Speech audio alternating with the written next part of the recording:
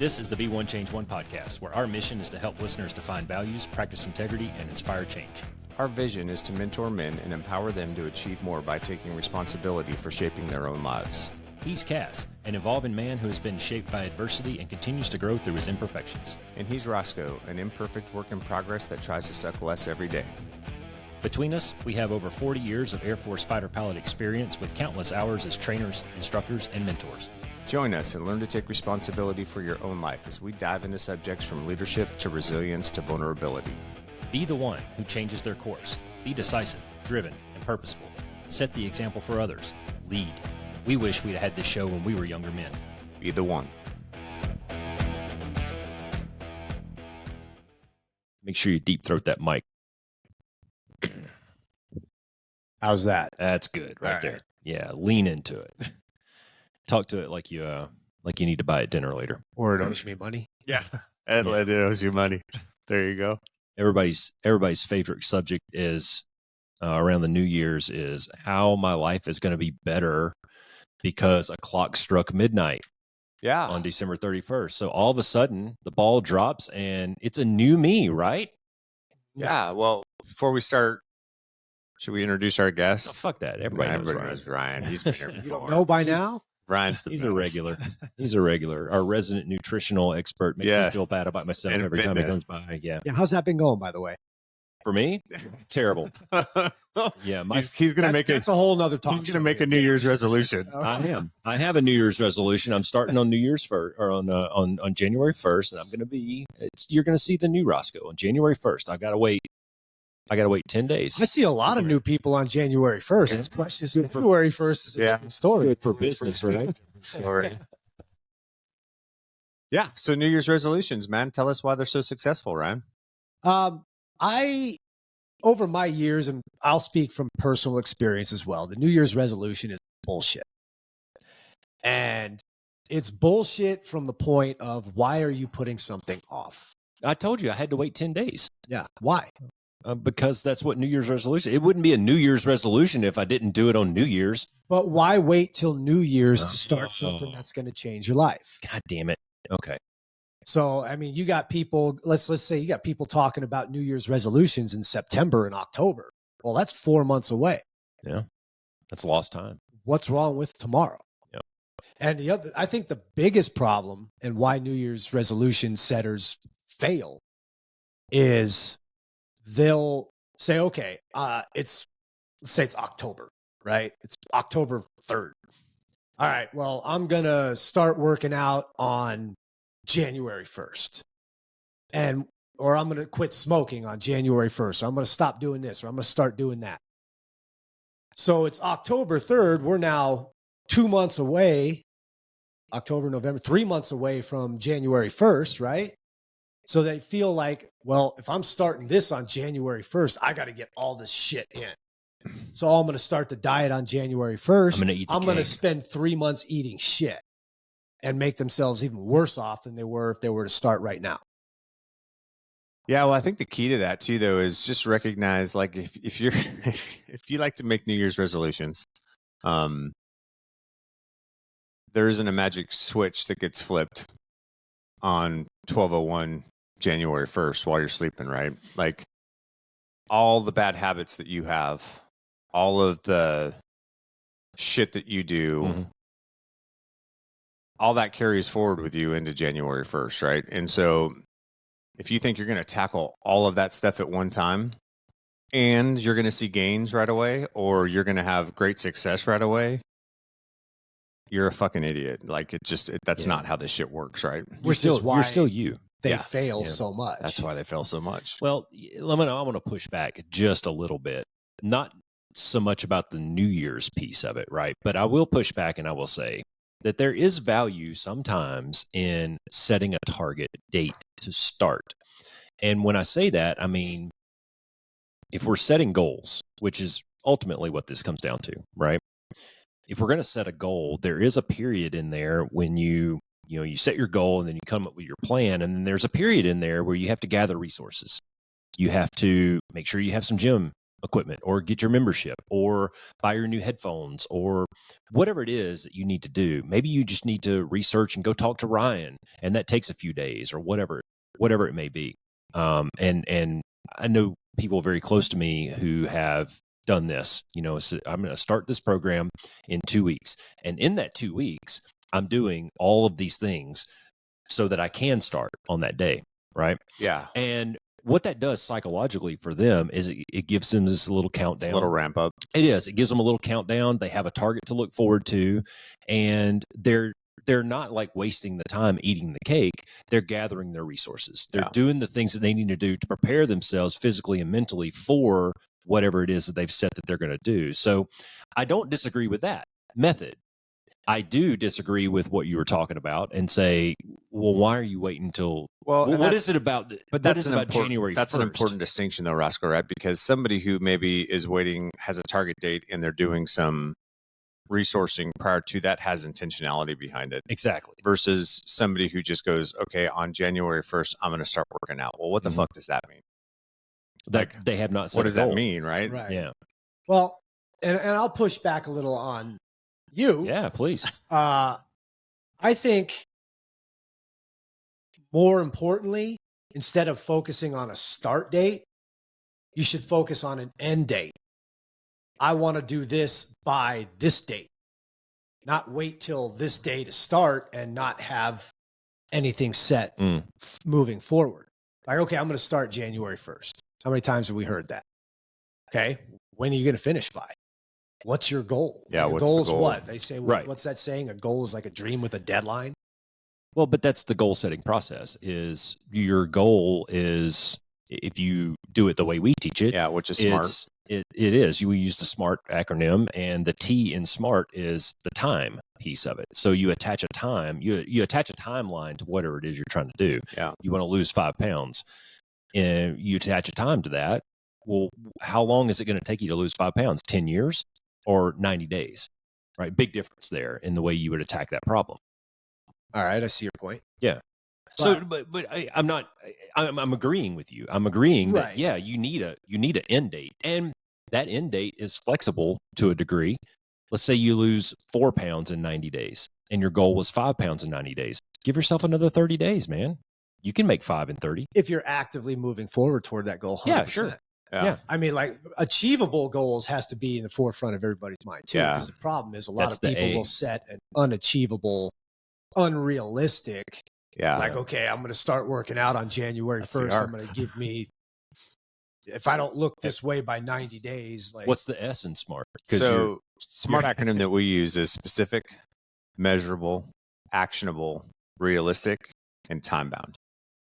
That's the SMART act. So anytime you build a goal, anytime you have a goal on the horizon, it needs to fit those 5 things. It has to be specific. It has to be measurable. Like, I'm going to lose 10 pounds in 60 days or whatever it is, right? It has to be actionable, something that you can actually do. It has to be realistic. It's not, I'm going to lose 100 pounds in 60 days. And then it has to be time bound. So it has to have that end date associated with it, right? Yep. okay. Yeah. So if I just came to you and I said, my goal is to lose weight, that doesn't fit. That doesn't fit the way that we frame our objectives. Right. The way that we frame our objectives is, that's great. Let's get very specific about that. How much weight do you want to And lose? that's always my I want to response a question like lose that. 30 pounds. Okay. Hold up. Let's skip down to the R. Is that realistic?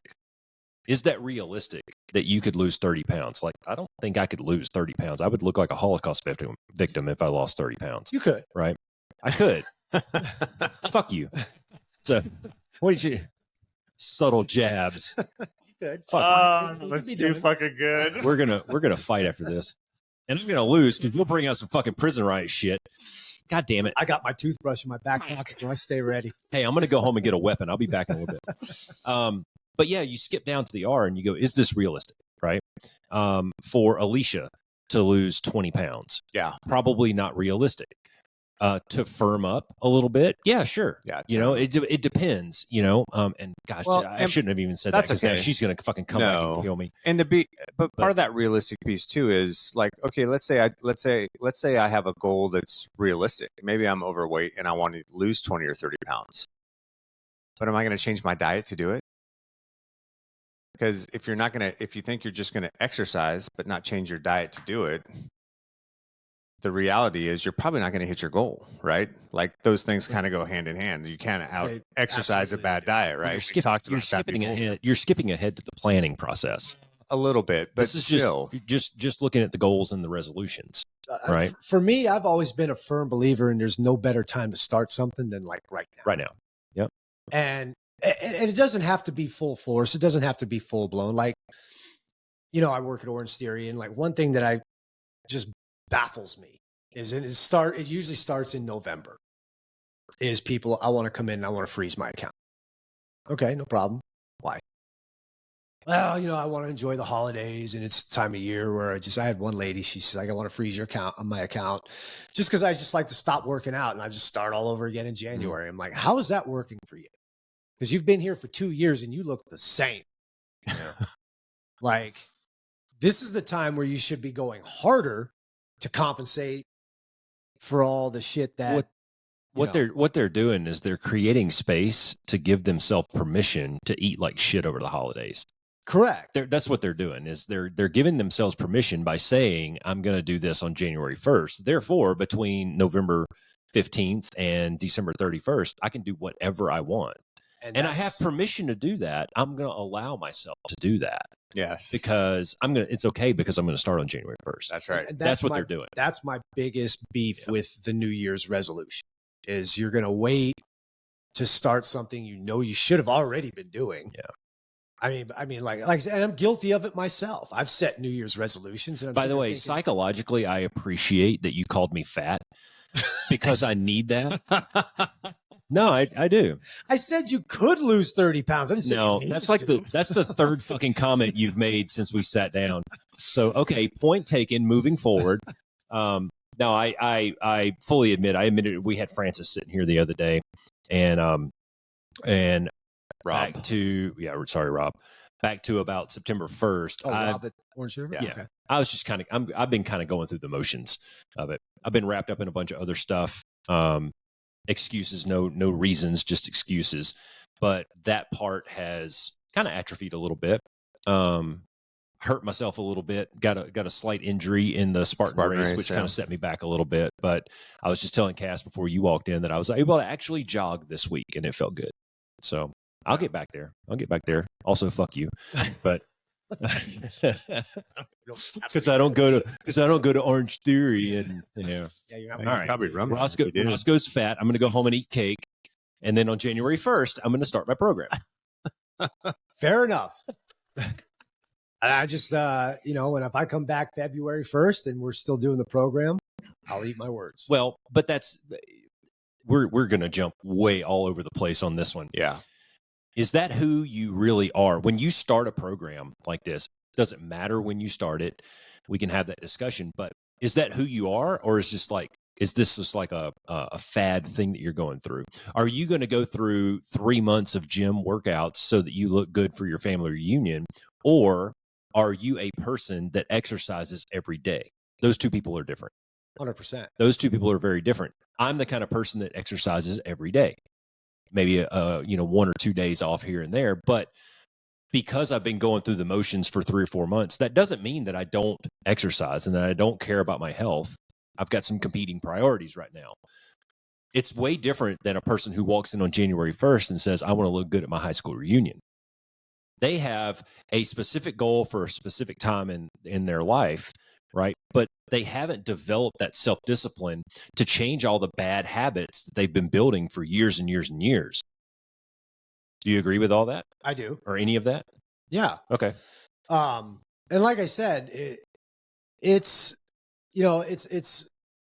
you're going to see what you're made of, and you can kind of tell what people are made of by their actions more than anything. Yeah. Right. So I've seen it 100 times. I've seen it with countless people. I'm going to do this on this date. Watch. New year, new me. Come freaking January or February, March. Oh, yeah. They go. Another one bites the dust. Yeah.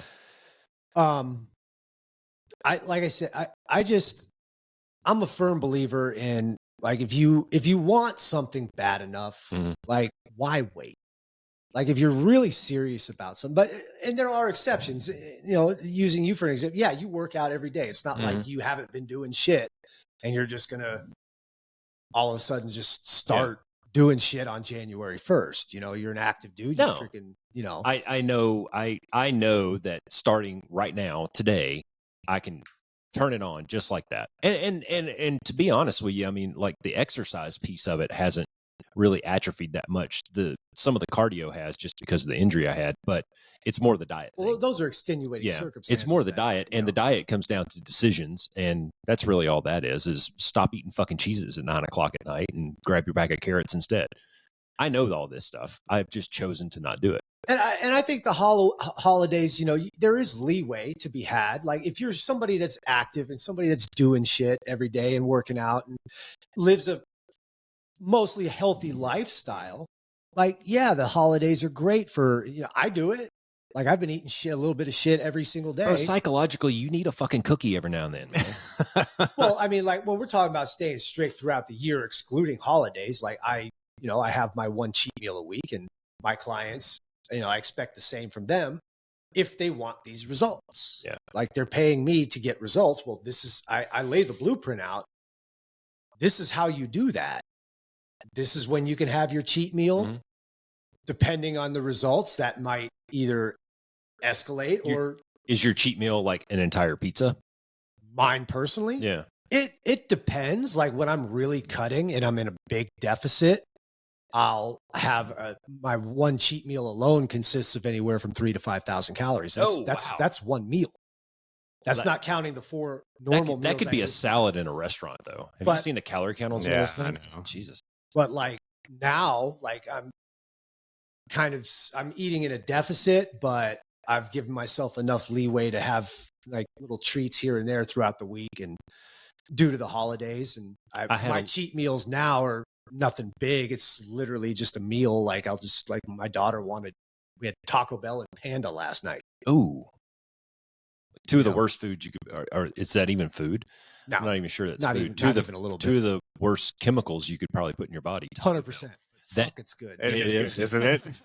My daughter didn't like my Kung Pao chicken is good. She's never had Taco Bell. This is hilarious. You got to imagine a little 11-year-old girl saying this. I'm like, honey, I feel like Taco Bell for a cheat meal tonight, because she cheats when I cheat. Yeah. So like she stays just as strict as I do throughout the week. And you took her to Taco Bell? I said, you know what, kid, I want Taco Bell. She's like, no, I don't want to try that. I'm like, why not? She's like, she saw a meme once or an Instagram reel. She's like, I don't want explosive diarrhea. That's valid. That's valid. She's smart. Just the smell of that place makes me fat. So I'm like, well, they have cheese quesadillas there, honey. There's no beans in it. She's like, okay, I'll try that. And she didn't even like it. I'm like, okay. Dude, there's a little community of food trucks that parks out on my road every day. Like the one that's going to be tonight at the festival that's in the park here. Is there a food truck party over there? Well, yeah, they're doing some kind of Christmas in the park thing, and they're going to have food trucks lined up from here to the freaking 10.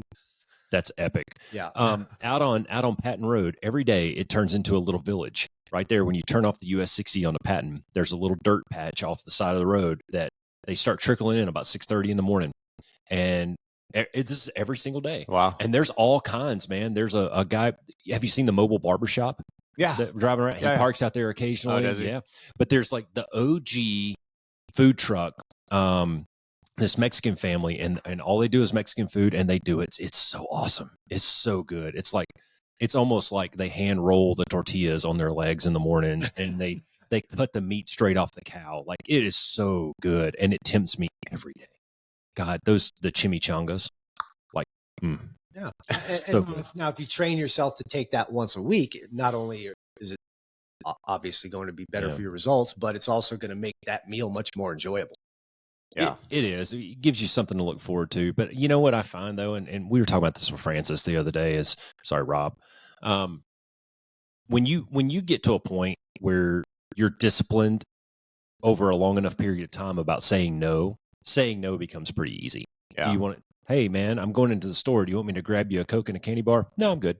I got a water bottle. I'm okay. That becomes really easy after time. So passing the food trucks on my way home, it's easy to just glance at them and go, yeah, I'm all right. I got some shit at the house. So, but again, what are we really talking about here is habits, habits, discipline, choices. Yeah. And I'd be And interested. when to start them. Yeah. I think is a good point that we need to drive home is when is the best time to start taking care of yourself? And the answer to that question to me is tomorrow. Right now. Well, why wait tomorrow? Why wait until tomorrow? There you go. Drink some of this dragon's breath. That'll clean you out real good, and start hydrating. Pretty much. Yep. I mean, you could always, and again, it comes to how serious, how bad do you want this? Yeah. Well, but that's a good point though. No, that's a very define good point. what this is. Yeah. So, you said, how bad do you want this? Right. Let's put this in air quotes and let's define it. Different from person to person. It is 100%. It is. And it comes back to what your goals are, what your aims are, and what you're willing to do to get them. Yeah. Yeah. Well, and that's what I was going to ask you, Ryan, right? Because we see all these people, the January will be crazy at OTF. Not really. Well, historically, at least at my studio, January is not that crazy. What is OTF?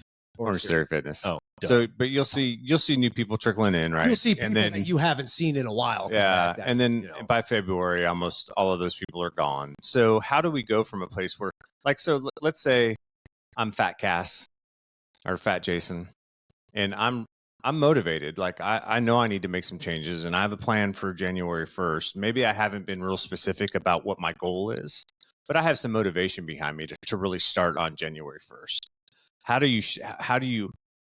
But motivation only lasts so long, right? All these people that show up on the 1st have some form of motivation that took them to sign up and pay money to go to the studio and take classes.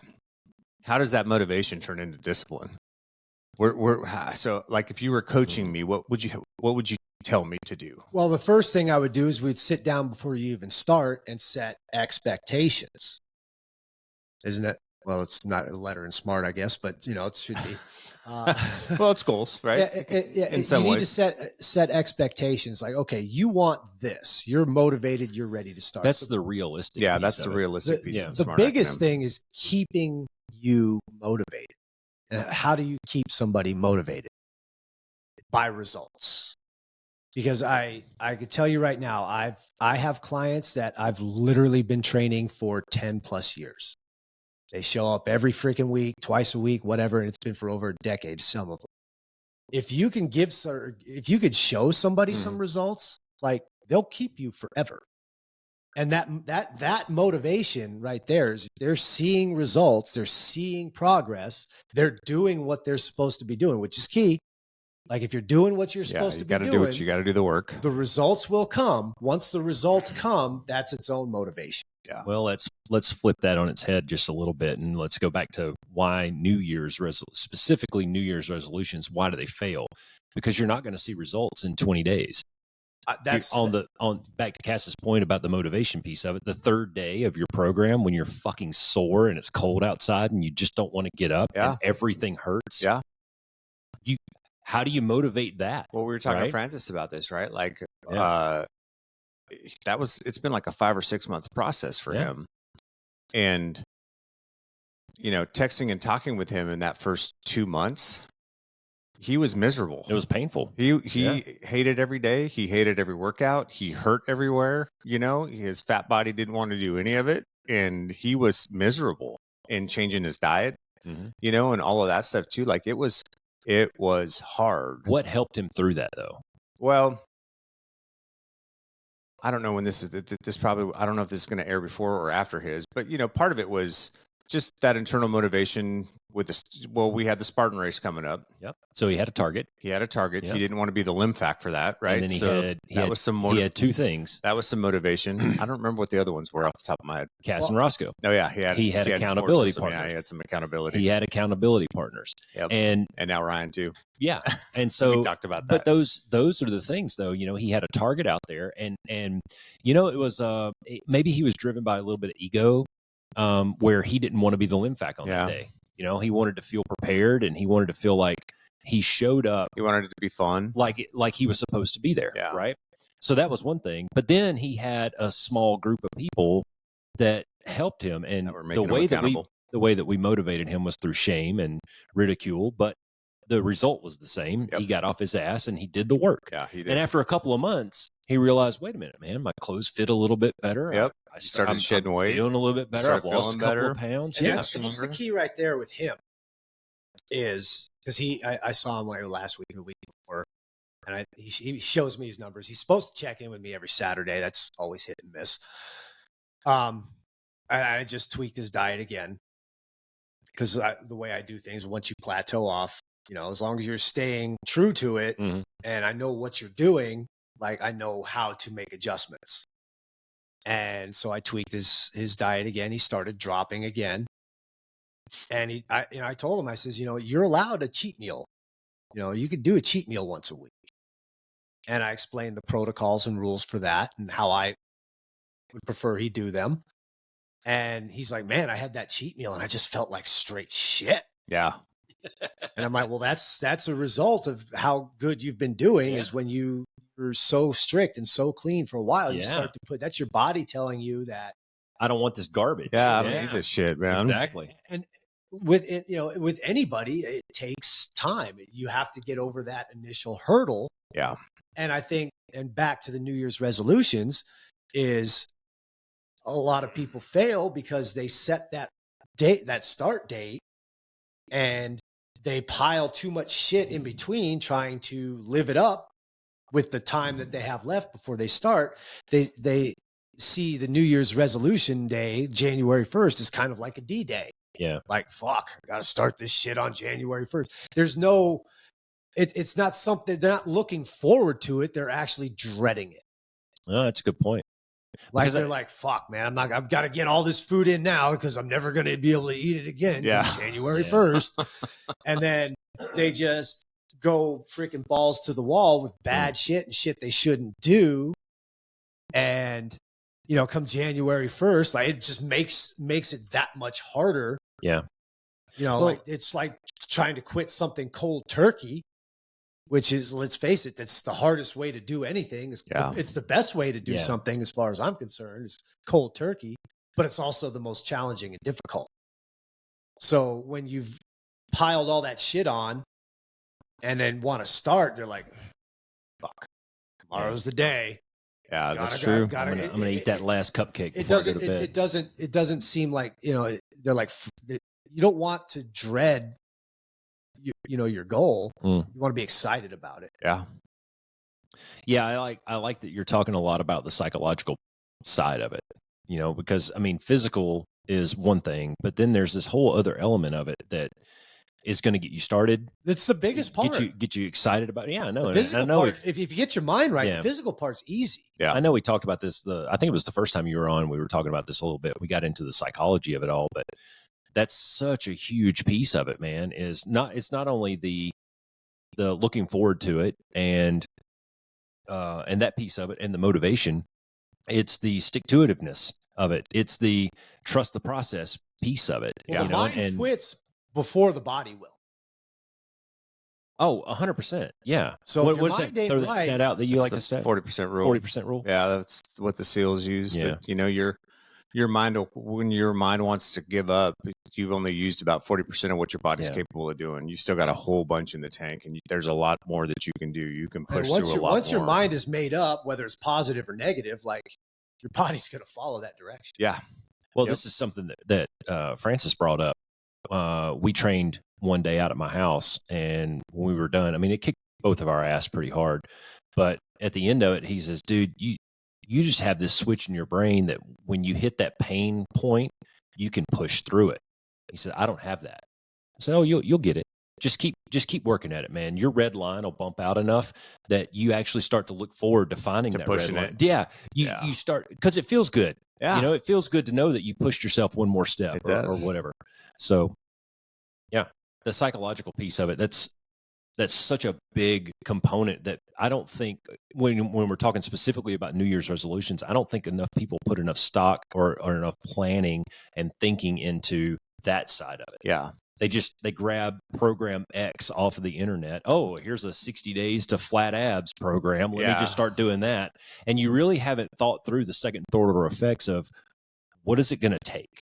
What is it really going to take? What are you going to have to do? You guys keep looking over here. Something fucked up? No. Okay. What is it going to take to get there? What sacrifices am I going to have to make? plan to be sore if Yeah. you're really pushing yourself. Your ankles Or and you your haven't knees are worked out going in to a hurt. long time. Yeah, Like, I mean, it's going to take a while for your body to get into shape to do some of the things that you're deciding you want to do again. Yeah.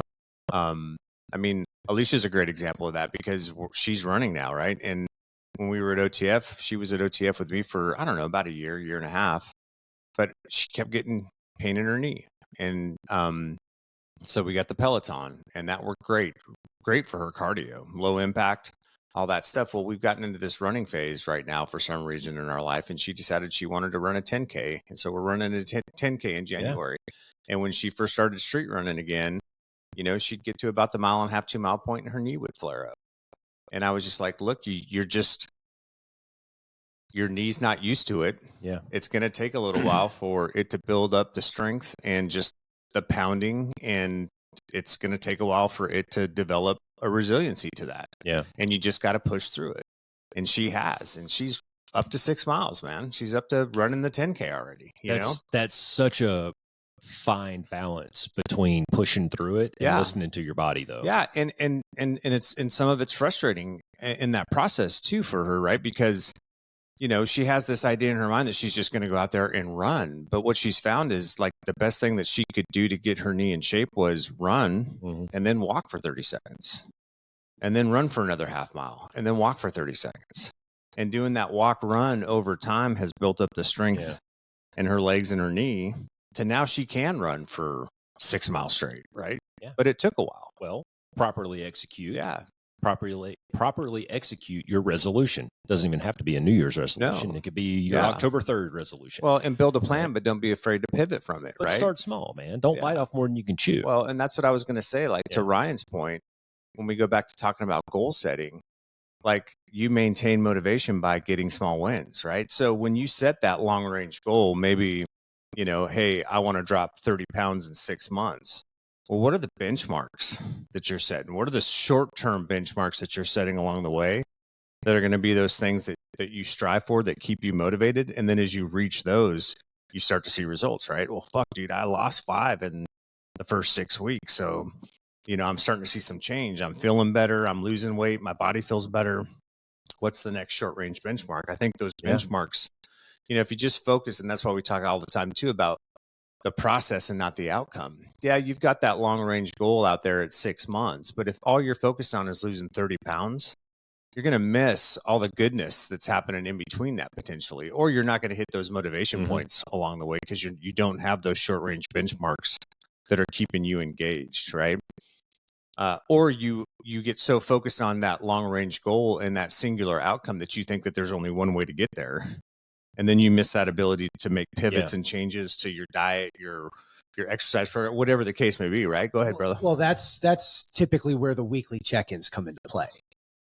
Aside, specifically speaking, when we're talking about fitness and weight loss and body composition change or whatever the case may be, the weekly check-ins serve so many functions, and a lot of people downplay it.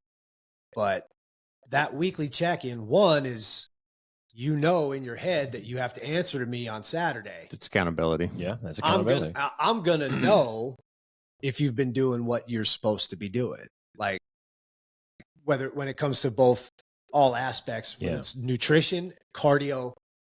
And my clients, they get a nutrition protocol, a cardio protocol, and a weightlifting protocol. And then they get a question, like a little question sheet emailed to them every week. Fill this out. On a scale from 1 to 10, how is your adherence to nutrition? On a scale from 1 to 10, how is your adherence to the weightlifting plan? On a scale from 1 to 10, how is your adherence to the cardio protocols? So on Saturday, I can look and say, okay, this person did this right, 100%, 100%, 100%. And what's the end result? Oh, they're down 2 pounds.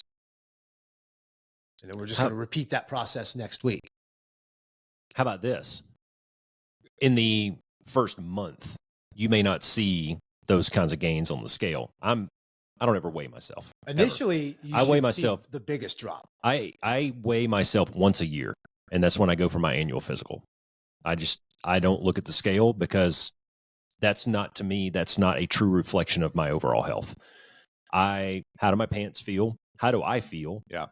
how do I overall, how's my health doing? And I know, like, I know I've been slacking off this fall. I also know that I'm going to get back on it. To me, it's not a big deal. It's just one of these cycles, and I happen to be right here right now. It's not a big deal to me.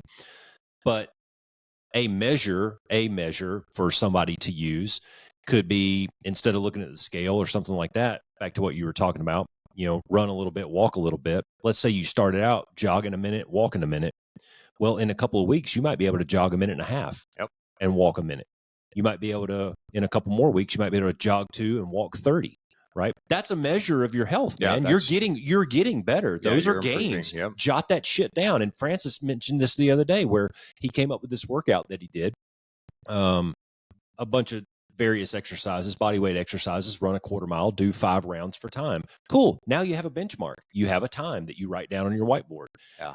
Go 3 or 4 weeks of doing your program and go do that workout again and see if there's a measurement of success or growth.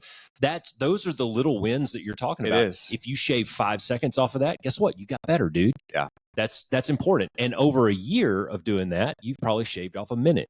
Yeah. And I think it's so important too, like Ryan's talking about, just with weekly check-ins with his clients and stuff. Like, it's important too to not just have somebody that's that accountability partner, but somebody too that you can share that stuff with. Because I know, like, Alicia with her running, like, sometimes she's so mired in it and sometimes frustrated with it that she doesn't actually see the gains that she's made over the last several months, right? Where I can go, yeah, but when you first started doing this, you could only do 2 or 3 miles and you were at like a 13-minute pace, and now you're doing 4 or 5 miles and you're at an 11-minute pace. Like, that's a huge difference. Yeah. Like, that's called coaching. Yeah. Well, so that's the job. Like in and the scale is a tool for me. It's a tool. I pictures, like it's weight and pictures for me. And a lot of people like the pictures thing. Yeah. Well, that's where you're really going to see the difference. Yeah. Especially over time. And that's the key piece, though, is over time. Yeah. Because, there's this program my wife and I have done where you do a selfie in the mirror every day for X amount of days, right? Well, for the first 30 or 40 days, you don't notice they much. all look the same. Everything looks the same. And then all of a sudden at like day 50, you go, whoa, like I can see it now. And so like the weekly thing, I think, gives you a little bit more of a chance there's some more breathing room in there, because you kind of get numb to this. It's the same picture every day. It's the same picture every day. It's the same picture every day. And they all kind of look the same. And you don't see that slow, gradual erosion. Especially if you're the person doing it, right? You don't see how your body's changing because you see yourself every day. Yeah. But you take those pictures and then you go first month to 6 month point, and then all of a sudden you go, holy shit, dude, look what I've been able to accomplish. That's huge. But my son texted me the other day and he goes, hey, I had to poke another hole in my belt. See, that's progress. He didn't step on a scale, but he knows that his clothes are starting to fit a little more loosely now. He's losing weight. He's shrinking down a little bit. So stick with it, man. But Ryan, you were saying, for most people, right, you see good gains initially, and then the gains get more and more difficult to come by, right? So talk about that a little bit. Depends on the person. Yeah. So, like, say, for example, I mean, if you take anybody that's overweight, whether it's 10 to 15 pounds or 30 pounds. He's calling me fat again. He was looking at you. I know. He's looking at me. I'm looking at John Cena. It's getting weird. Gains right there. I repeat that question. No, just you were saying that it's different for different people, but you had said a lot of people will see good gains initially, and then the gains are a little harder. So when you go from eating a bunch of shit, bunch of carbs, your body holds excess water. So when you put them on a clean diet, a lot of protein, in not a much calorie carbs. deficit, you lower their carbs, not cut them out, but you lower them, or you just switch the carbohydrates from high to low glycemic. So switch from Pop-Tarts to freaking white jasmine rice.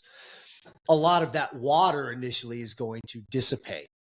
So that's the biggest drops are in the beginning, but it's all water weight for the most part. You're not going to start cutting that fast. Yeah. And that's where, like, 5, 6, 7 pounds in a week. I've seen 10 pounds in a week. I've seen 2 in a week. So it all depends on the person, what they've previously been doing, and how much that person has to lose or change. Yeah. Yeah, but that's important for the listeners to know is, Yeah. you know, when you start a program like this, when you start doing something, it doesn't matter if it's a New Year's resolution or not. When you start, your body's going to go through a lot of changes. And I've seen that. I mean, I've seen it myself. I've seen it my wife, whatever. Your first couple of weeks, it's like, boom, holy shit, man, I lost 10 pounds. This is awesome. Everything's working great. Yeah. But then what happens? It stalls. Yeah. Right. Because you Plateau. just lost the fluffy fat and the water You didn't weight. lose fat. So let me just dispel this myth right Hold here. up. Let me finish my thought. And then you can do it. But that's a psychological barrier that you have to push through, right? Because you go, man, I lost 10 pounds in the first 2 weeks, and then I've lost only 2 in the next 2 weeks. What happened? Something happened, right? And you have to push through that and trust that. Well, first of all, you have to know the physiology behind it, but then you have to trust, dude, this process is going to take a while. It's going to take a while. You did the easy part up front and you cleaned yourself up a little bit. You got rid of all that water weight and you changed the glycemic and all that bullshit, right? Well, now you're really starting to cut into and erode some of the fluffy shit around your midsection, right? 100%. Go for it. 100% right. And that was my point. It's to all the scale people out there. And it works both ways, whether the scale goes up or down. It's a physiological fact. You cannot put fat on from one meal. You can't put body fat on in a week, no matter how bad you eat. Like any kind of fluctuation you see in the scale initially or over a day, like say, for example, I'll fluctuate. I put on 5 pounds of water with the shit I ate last night. I'm 5 pounds heavier this morning. It's water. Whether the scale goes up or like when you see a drastic drop after cleaning your shit up for a week and you see a 6-7 pound drop, that's just water. The fat loss comes stricter and the weight drops are considerably smaller. Yeah. But it's the body fat that's dissipating. I'll tell you too, like even from a cardio perspective, you'll see if you haven't run or maybe you run, but you haven't pushed yourself in running. You know, when you first start running those first couple months, man, you'll see gains in your times. Like you'll see big improvements. You'll be taking off chunks of time potentially, you know, like 30 seconds, 15, 20, 30 seconds, maybe even 45. But as you get to a level of fitness, it gets much harder to shave time off. Like when we do benchmarks, like the 12-minute time run now, like I'm trying to shave off like 2 or 3 seconds. Like that's a win for me now. If I can shave off like 3 seconds from what my previous PR was, then that's an improvement. Well, but there's a threshold that your body can handle at some point, right? Yeah. Like, you know, look at the best marathoners in the world. Yeah. There's a reason they're capped at, you know, or the 1 mile time is now it's like 4 minutes, man. Yeah, well, it's like 3.5 minutes. So it's fucking ridiculous. But there's a reason it's not 2 minutes, right? Yeah. It's like the human body just can't do much. Just can't do it, right? I mean, you're talking about the best athletes in the world. And so one thing, I know we've talked about this before, is when you're starting out, you know, if you're running a 12-minute mile and you shave off 10% of that versus if you're running a 6-minute mile and you shave off 10% of that, it's still 10%. It's very different, but it's still 10%. Yeah. So there's just different ways to look at things. And for the reasons that you just talked about, that's one of the reasons that I'm not a scale guy, because it fluctuates too much. It's not a true representation to me of what my overall health is. Right. Well, that's a reality. It's not. You're 100% correct. Yeah. How my clothes fit, how fast can I run a mile? Things like that are more accurate representations of what my training, your level of fitness is. What my level of fitness is and my overall health. Yeah. So, but there are people out there. My wife is one of them. She loves to weigh herself and see the ups and the downs. But I mean, women, they go through cycles every month, and that's going to change things. And you have to know, this goes into the preparation piece of it and the expectations and the realism of setting your goals, is you have to know all these things before you start, or else after that first 2 weeks, you're going to be hitting a wall and get super discouraged. And that's when people quit. 100% right. That's when people quit. Well, I'm not seeing the gains. It's just not fucking worth it. Ryan, your program is bullshit. I only lost 2 pounds the second 2 weeks. This is dumb. I'm going to go back to eating ho-hos and bonbons. That's right. Boom. Look at that. I actually sounded smart there. What happened? I blacked out. Good thing that was on tape. What? Shit, I didn't hear record. Oh, that's too good.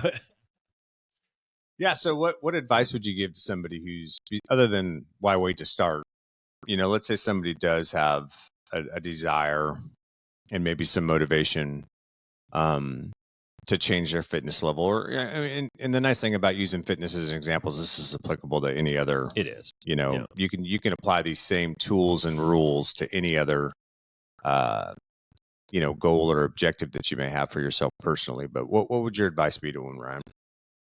In terms of like starting on a New Year's starting resolution? on a New Year's resolution. All right. Well, the first thing I would say is have a plan. Do your research. Have a vision in your mind of what you want to do, what you want to look like, or what you want to achieve. That's called a goal. A goal. Goal comes first. Plan comes second. Yep. Have a goal. Yep. Research heavily on whatever your goal is. And give yourself time. Like you're not, let's just use weight loss for an example, because that's the most common. Is you want to lose weight. Yeah. Well, just keep telling yourself and keep it in the forefront of your mind that the weight didn't come on overnight. It's not going to leave overnight. Fact. Yeah.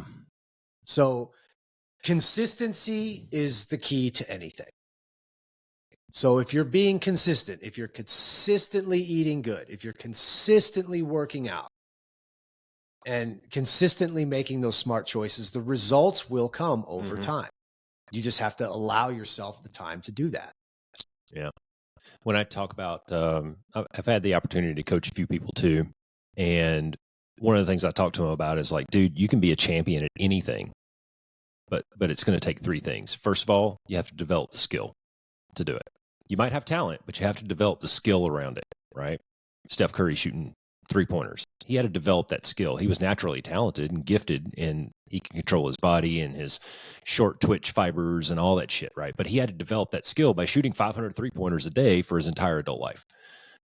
The next thing is you have to have a passion for it. You have to have a desire. You have to want this, right? And it has to be something that consumes you to the point where you're willing to do what it takes to get there. And then you have to do that consistently over time. If you can do those three things, then you can win, man. And it doesn't matter what your goal is. It could be physical fitness. It could be writing a book. It could be whatever, running your half marathon, whatever it is, you have to put in the work to do it. And Cass, I remember sitting in your living room or in your kitchen a while back, and you were telling me about having to relearn how to run on the street, shifting your lean and your contact points and your gait and all that stuff, right? Yep. That's skill. That's developing the skill to be able to do and meet the goal that you set. Yeah, because, dude, I'll tell you, running on the tread is so much different than running outside because the tread's self-propelled. So it's a lot easier to stand up straight. Not to mention the bounce. And it's some shock absorption, especially the ones at OTF, because they've got the shock absorption on them. It's really good, right? So the shoes that I've been working out in forever at Orange Theory, they weren't good enough for distance on the street. There wasn't enough cushion. Yeah. They were a little too heavy. Like, I didn't even realize this, but ounces, when you're running distance, it matters. Ounces matter. Yeah. On your feet for fatigue. So it took me a little while to find the right shoe, but yeah, I had to change my posture a little bit on the road too, because I have to propel myself down the street now. And so I had to figure out, in order to get that good midfoot strike on every stride, a little bit more of a forward lean. I needed to be a little more forward lean. Let the research that I did, going back to, you talk about, you got to do your research. It's, most running coaches will say that kind of the best stance to have is to feel like you're falling forward a little bit, right? Like you lean far enough forward to where you feel like you're kind of falling forward with each step. And that's a different posture for me than when I'm on a treadmill. I can't lean forward on the tread like that. There's not the space for it. And because it's self-propelled, it's just, I'll end up toe striking instead of midfoot striking, What about if it's flat versus hilly? Flat and hilly is different too, right? Changes things. And what part of your legs you're using. Yeah. So you kind of have to think through that process. Fuel becomes a big thing when you're doing distance, because, if you don't have the carbs in your body, and if you start running distance and you start getting over an hour or anything over an hour, you'll feel when you're hitting that spot. Dude, when you bonk for the first time, It's enlightening. You'll feel it. You're like, what the like your body just starts shutting down. Yeah. You're like, what the fuck just happened? And so making sure you have the right amount of carbs in your body before you start your run, and then what your, kind of your sequence for when you need to add fuel, i.e. carbs, during your run. That's a whole process that you got to figure out. That's skill development. That's planning. That's resources. That's research. All this in research. Yeah. Practice. Yeah. It's a lot of practice. Every rep is a chance to get a little bit better and learn a little bit something. Yeah. So, and then just trying to stay in, as you fatigue, it's easy to start to get out of the right stance. Your strides typically shorten, and so it's a mental game that you're playing with yourself too. Stay engaged. Staying in the right form. And that's definitely applicable when we're talking about sticking to a nutritional plan. Yeah. Sticking to the workouts when you're going to get tired of eating the same shit every day. You do. Yeah. I'm so fucking sick of chicken and eggs. Oh, dude. Who are you crying to right now? Yeah. I don't have your abs. Yeah. You win. It's but it's. Well, you said I could have Taco Bell. So once a week. Oh, shit. I didn't hear that part. My bad. So it's just, one is like the choices you make, you're going to feel better. You're not going to feel like eating the same shit every day. You will. Yeah. That does change. There's going to be days where, I just don't want to work out for no good reason. Yeah. Like I'm not sore. I'm not tired. I just don't want to do it. Yep. And that's where that mental fortitude comes in. Yeah. That's where that discipline comes in. Supposed to work out today? Yeah. And that's the big thing. Like plan a day off, plan a rest day. Yeah. Don't take it. I mean, of course, life happens and extenuating circumstances apply, but dude, there's your rest day. Well, but that's also the importance of sticking to the process too, right? You got to trust the process at some point. If you've done the right research or you've got the right game plan, you got to trust the process and stick to the process. Because if you don't, when you get to that benchmark or that end result and you didn't get there, what's the first question we ask in a debrief? Was the game plan valid? Yep. Well, you can't validate the game plan if you don't fucking execute it. Right. Because the second question is, did I execute the game plan? The game plan? And if the answer is no, then I don't know if the game plan was valid or not because I didn't fucking execute it. Yeah. Let me go back to something you were just talking about. And, you're going to have those days where you just don't want to do it, man. You want to take a lazy pajama day. Maybe it's overcast outside and that just changes your mood. Right. And especially here. You're still a human. And all of these things affect you. Maybe you had a busy week and you were tired of getting 6 hours sleep every night and shit just keeps coming up, right? And you reach that day where you're just like, it's not a scheduled rest day. I'm supposed to do a long run or whatever it is. A technique that I've used in the past is it's okay. As disciplined as you might be, maybe on those days you need a little extra motivation.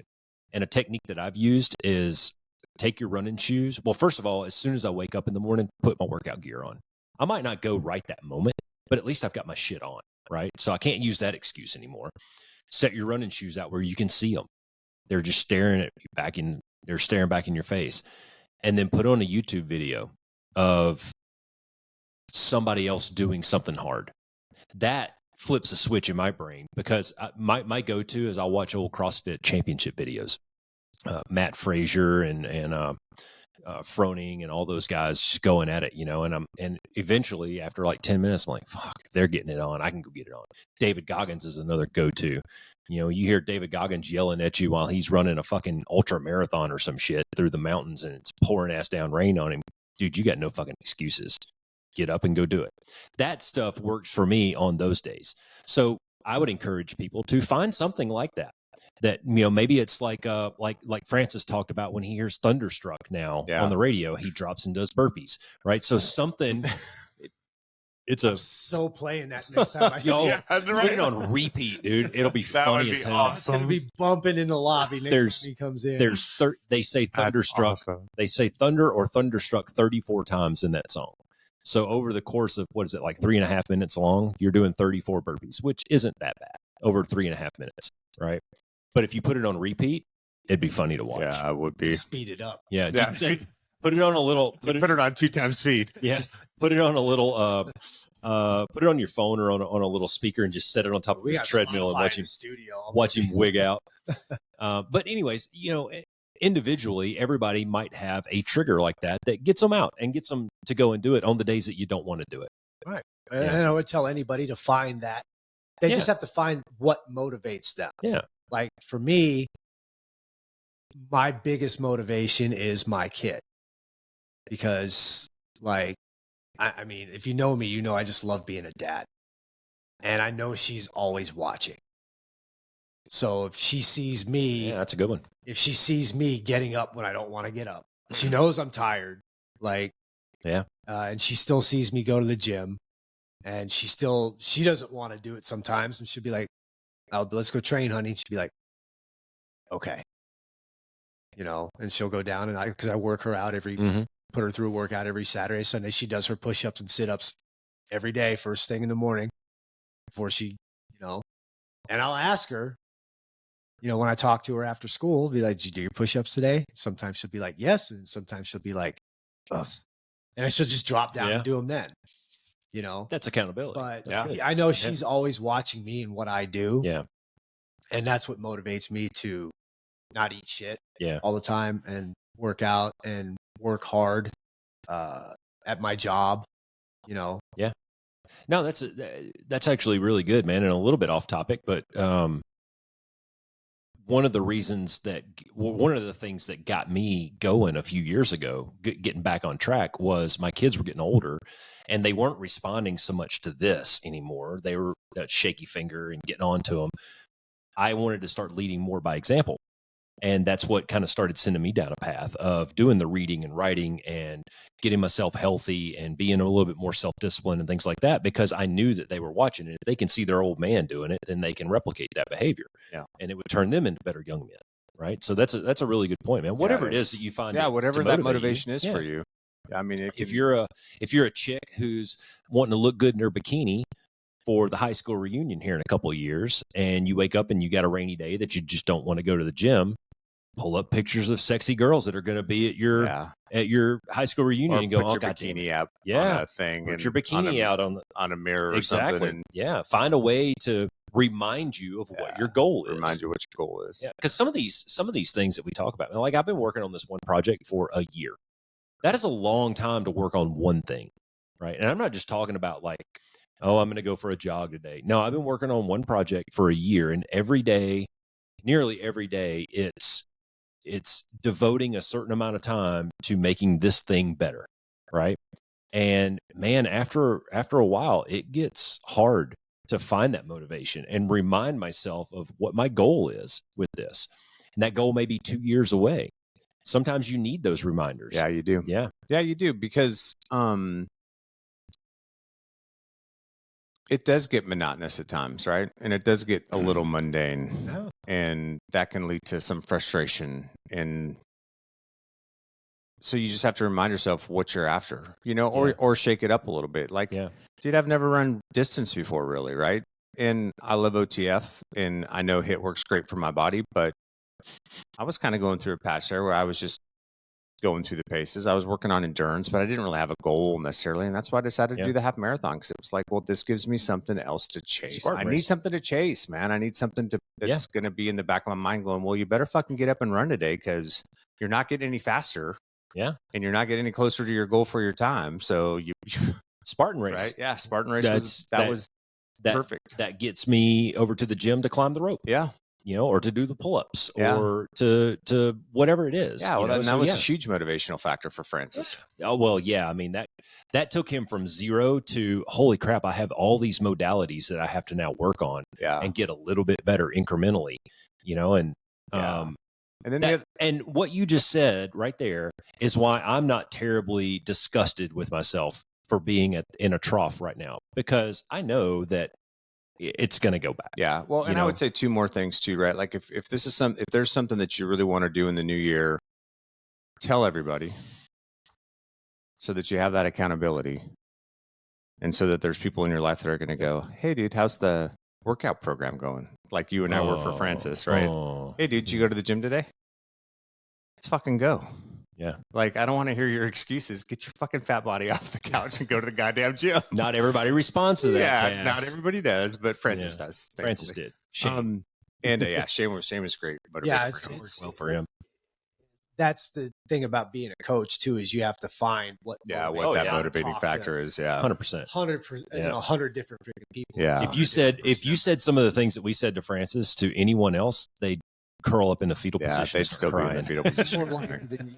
And then see our group text.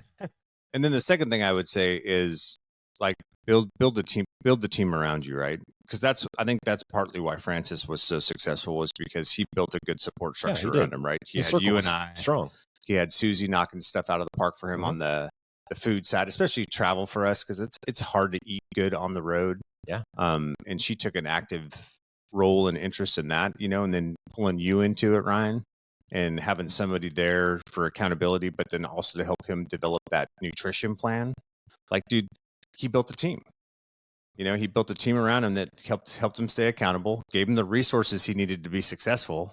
All he had to do was the fucking work. Yeah, the plan was laid out. Like, it's like that, and that's once you have the plan in front of you, and I see this a lot, and I would say this to anybody that's going to the gym for the first time, or that's not been in the gym, and they're going to start on New Year's Day or whenever, is have a plan going in. Because if you just walk into the gym and you don't have a plan, you end up walking around aimlessly, hop on this machine, get on this little thing for cardio, and then you fucking leave. And you've literally accomplished nothing but wasting time. So hire a coach, get on the freaking internet. Dude, Google, pull a workout up. Like, okay, I'm going to go in there, I'm going to train legs today. Google a freaking YouTube a leg workout. Beginner's leg workout. Yeah, beginner's leg workout, not Jay Cutler's freaking, prep leg protocol. Yeah. Dude, if you're a sedentary person starting something for the first time, like you were talking about, I say just go for one of those like couch to 5K type programs that does, hey, we're going to jog a little bit. We're going to walk a little bit. I say walk. You might walk for a week. You might walk for a month. Guess what? Your body is designed to walk. That's the way bipedal humanoids were designed, was to fucking walk. So your body will remember what it was engineered for, and you can do this, right? And after a couple of weeks of just walking, maybe you scratch in some jogging here and there. But those couch to 5K programs are just like that, man. Jog for a minute, walk for a minute. Or jog for a minute. Required. Yeah, no gym required. Yeah, go out, get some fresh air. God, fresh air and sunshine are psychologically, that's some of the best things that you can. Who you follow Andrew Huberman at all? No. Andrew Huberman, Stanford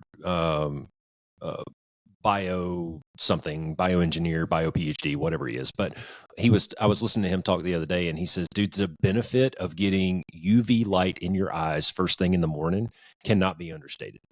We tend to live in this blue light world through our phones and through our LED TVs and all that. He said one of the best things you can do is go out, no sunglasses, get UV light in your eyes in the mornings. And it energizes your system, man. Yeah, I've read that you want about 20 to 40 minutes a day of direct sunlight. Yeah. I mean, it's good for your skin. Vitamin D. Yes. It's good for everything, man. Fresh air and sunshine is a therapeutic. Not only is it physiologically beneficial, but just psychological therapy, man. Walking in nature is one of the best healers. Yeah, I agree. Good shit. Holy crap. I blacked out again. What happened? Nothing. So let's kind of unpack this from the very beginning. We were talking about New Year's resolutions and how I think we all agree they're bullshit. Right? Oh yeah. The idea of a New Year's resolution is bullshit. If you are resolute about something, then you will do it today or tomorrow. Yep. You won't wait until New Year's, That's right? So that's kind of the first line that we talked about. And then a lot of it in goal planning. Identify what the thing is that you want, right? Maybe it's just overall improve your overall fitness. Maybe it's look good by the pool for your high school reunion. Maybe it's write a book by the end of the year. Whatever it is, identify that goal and then go through some planning on it. Gather the resources you need. Do you need new shoes? Do you need workout gear? If you're a person who hasn't worked out in 4 or 5 years, you might need a new pair of sneakers, right? You might want to go get some earbuds, or at least talk to Ryan about putting Thunderstruck on the fucking playlist. Yeah. Whatever it is. So going through this methodology that we've talked about so many times in here, the shit, it works, man. It does. It works. Yeah, well, and I think the psychology too of, if you're going to put something off just to put it off, it's because you're not comfortable with whatever you're about to start, right? Well, I would question your commitment. Yeah, and you probably don't have the commitment. So don't be surprised when 2 weeks in you don't have the motivation to continue on because you're not for whatever reason you're not committed to it yet. So, yeah, you got to do that, right? Like, putting it off is just you avoiding dealing with the issue at hand. So, fucking man up, like deal with it, dude. You got to figure it out. I think one good thing, and one thing that I tell myself too on days that I just don't feel like doing shit, or because my first alarm goes off at 2 a.m, and then my second one goes off at 3, and that's when I get out of bed. I have to wake up an hour earlier to take medication that I can't eat for an hour afterwards. So some days I just don't want to freaking get up because I know my routine is get up, I read, I write with my coffee, I go to the gym. And on those days where I don't feel like doing that, or like sometimes like I freaking wake up and like, fuck, man, I got to go eat 12 ounces of egg whites right now. Like it ain't even that I'm not even hungry. Yeah. Like, I don't even, it's not the fact that it's eating egg whites, it's eating anything. And I just tell myself, I'm like, this is what you fucking do. Yeah. Yeah. This is who you are. This is what you do. Yeah. You're Ryan. You fucking get up, you eat your food, you go train. And I think that that's something that, how do I put this? You want to talk to yourself like how you want to be, how you see yourself. That's how you want to talk to yourself. Like if you're overweight, you just start telling yourself, I'm fucking fit. This is what I do. Like I work out. That's what that's what I do. Yeah. Yeah. There was a book that whether you're there or not, like that's how you. Yeah. It goes back to what Roscoe was saying a little bit, right? Because we talk about this, like if you got to take motivation to discipline at some point, because motivation will only take you so far. And that discipline is when you build the habits, right? When it becomes a lifestyle, when it becomes who you are, that's when you start to really find the discipline to go, yeah, I'm tired. I really don't want to do it today, but I'm going to do it because this is what I do. This is the path I've chosen for myself. That's when it's become habitual. Yeah. When you first start out, it's not like That. habitual. Yeah, that shit takes a long time to get to that point because you have to start thinking about yourself as a different person. Yeah. To get to once you get to Ryan's saying. Yeah, once you get to that point, you are a different person. Like you're not the sedentary person that sits on the couch anymore. You are an active person, and that person talks to himself differently than this person does. And what you were talking about, Katie actually read a really good book on it, and it was all about daily affirmations, self affirmations, and started it. One of the things it was talking, I can't remember the name of the book. It'll come to me in a minute. But it was talking about identify the person that you want to be and talk to that person, have that person talk back to you. So she wrote little things up on her whiteboard. We use a whiteboard in our kitchen to track all of our shit, right? And so she wrote little things on there like, you are this, you are that, you are not this. And she sees it every day as that reminder. And it's that subtle motivator. It is, man. It's a silent motivator to remind her of the thing that she's working on or the thing that I'm working on, whatever it is. Yeah. And the psychological aspect of anything is just so powerful. It is. Like when I was addicted to heroin and I quit heroin cold turkey, every day I told myself, I'm not a drug addict. Yeah. I'm not a drug addict. And eventually I'm not a drug addict. Yeah. But when those severe cravings kicked in and like it's a physical, it's not even like a mental thing at that point. Like your body wants it, your body needs it. Like until you shake that, but it overcomes that mental desire that people have. And you can apply it to anything. You can apply it to quitting smoking. Anything. Yeah. Like, hey, I'm not a smoker. Well, and I don't need to smoke. That's so important too, man, because honestly, at the end of the day, like our bodies, you're so much more capable than you think you are. And 90% of the fight is going to go on between your two big dumb ears. Yeah. Yeah. For what you're going to do and what you're not going to do, the choices you're going to make, the choices, the good and bad, right? Whether you're going to get off the couch or stay on the couch. It's all that battle that's going on in your mind. I like what you're talking about. But every one of your statements was, I'm not a blank. right? You could change that to say, I am a blank. Correct. Right. Yeah. I am a runner. Yep. I am a that way. fit person. Yep. I am a, whatever. I am an author. I am a whatever, whatever your goal is, change that to be a positive affirmation and remind yourself of that, and walk into it. Yeah. Speak it as though it's already true. Oh, speak it into existence. reality. Yeah. Now you're speaking my language, man. Like Ed Milet shit. How about, oh God, visualization, right? When you're laying there trying to fall asleep at night, visualize yourself crossing the finish line of the half marathon and that big ass freaking clock that they had over there. And you see the time and you're like, yeah, I fucking nailed it. Right. Yeah. Visualize that stuff. It's not what you focus on every day. You focus on your step count. You focus on your gait. You focus on your heel strike, that kind of stuff.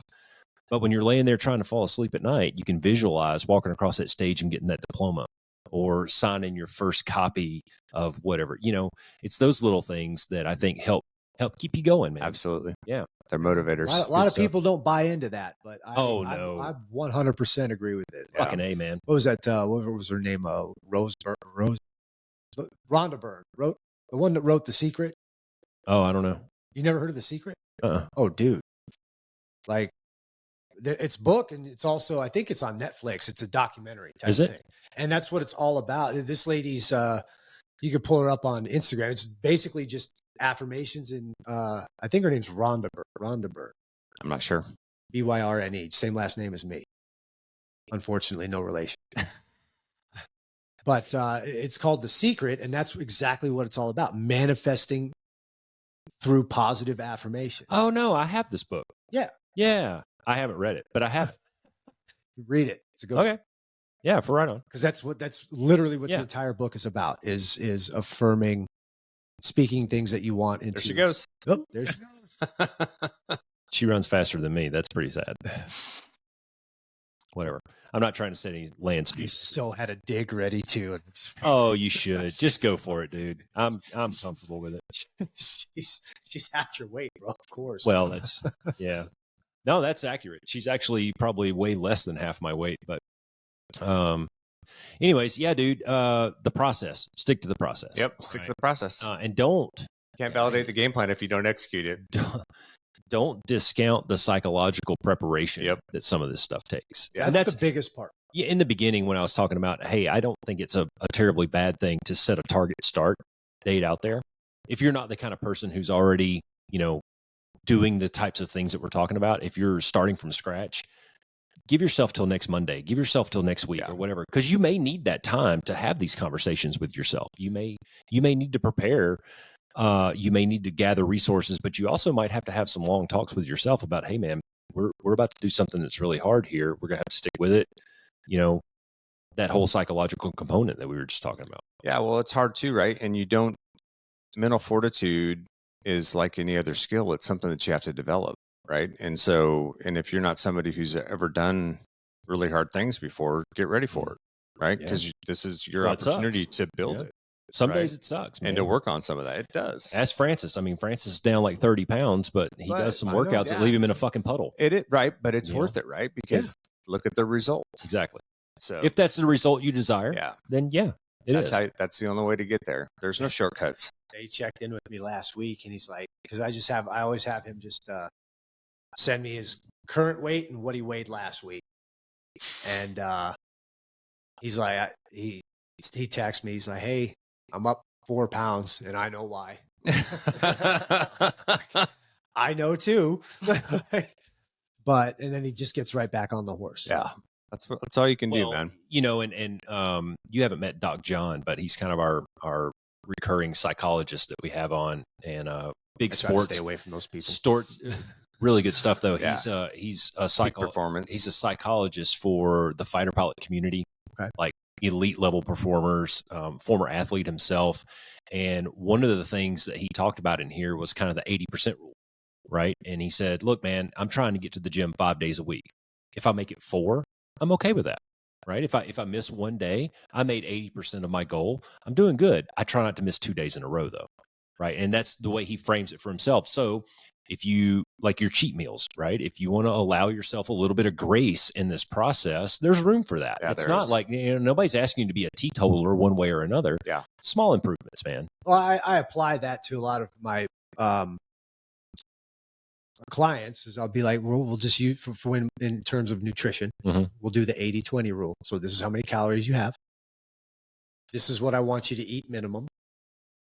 And we'll do 80-20. So 20% of these calories could be whatever you want. And that kind of keeps them leveled out. You should have seen this ice cream sundae I had at Hardman's. You should have seen this It was bigger plate of freaking panda I had last night. it was glorious, man. Came out in a freaking cauldron like this, man. Yeah.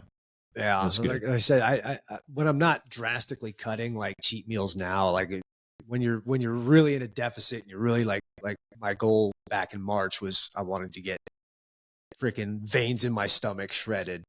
So that puts me in a pretty big deficit. Like I was eating like under 1,600 calories a day, doing cardio for 50 minutes a day, 5 days a week, and training. So cheat meals became a big thing. Like, all right, freaking Saturday's my cheat meal. We're going to go do this. We're going to go do that. We're going to go do this. Now I'm just trying to maintain some kind of leanness through the holidays, because I get work at Orange Theory. You got people bringing me shit every day. Oh, yeah. Little things here and there. I ate a freaking whole bowl of freaking popcorn somebody brought in. That was freaking delicious. I just got the container from my mom the other day. Had 4 bags of Chex Mix and 2 bags of that puppy chow shit. Oh, yeah. Like straight sugar. I'm like, oh God, man. Yeah. And I set it right there on the counter. This is going to take a tremendous amount of self-discipline to not just like pour into one of those. We had one member, he brought me in this like a giant Ziploc bag, like one of those freezer bags. He calls it nuts and bolts, but it's basically like a Chex Mix. Yeah. And I swear to God, man, that thing didn't last 3 hours. Oh, yeah. That's my weakness, man. Yeah. I'm a salty snacker. That's my weakness. Yeah, same. I like to munch. It's the munching piece of it that, give me a bag of Cheez-Its, or I'm not a big potato chip guy. I can't just sit down and mow down a bag of chips, but a box of crackers, or like I'll eat a sleeve of saltines just sitting there watching TV. Yeah. And it's in days like that where I will compensate a little bit by maybe increasing my cardio a little bit. Yeah, sure. Burn some more calories. That's how I justified the ice cream sundae that I had. That was probably 9,000 calories, but I'd walked about 10 miles around Universal Studios, so I was like, yeah, I can do this. But again, you also have to look at the situation and circumstance of this. Like, so for me, it's the holidays. Like, is this something I do outside of December? Absolutely not. It's easy for me to say, no, I'm good.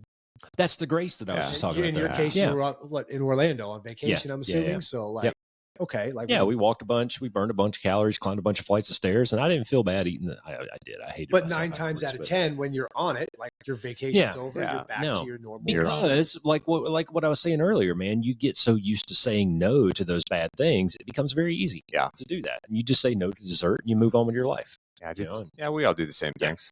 Yeah. And it's just to anybody that's starting out, like, you don't get that kind of leeway at first. Yeah.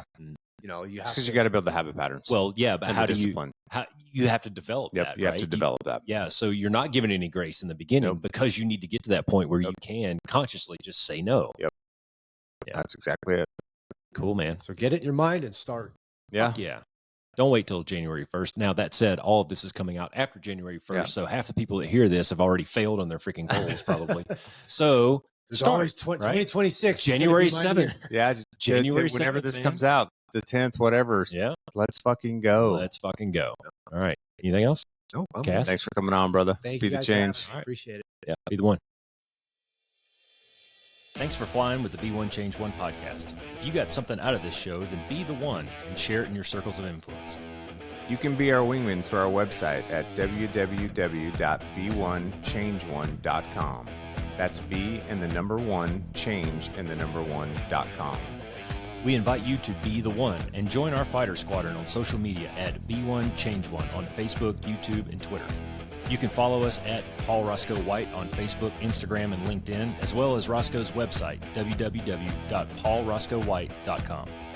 You can email us from the website, and please leave comments, share, and ask questions, or leave ideas of things you would like to discuss on future podcasts.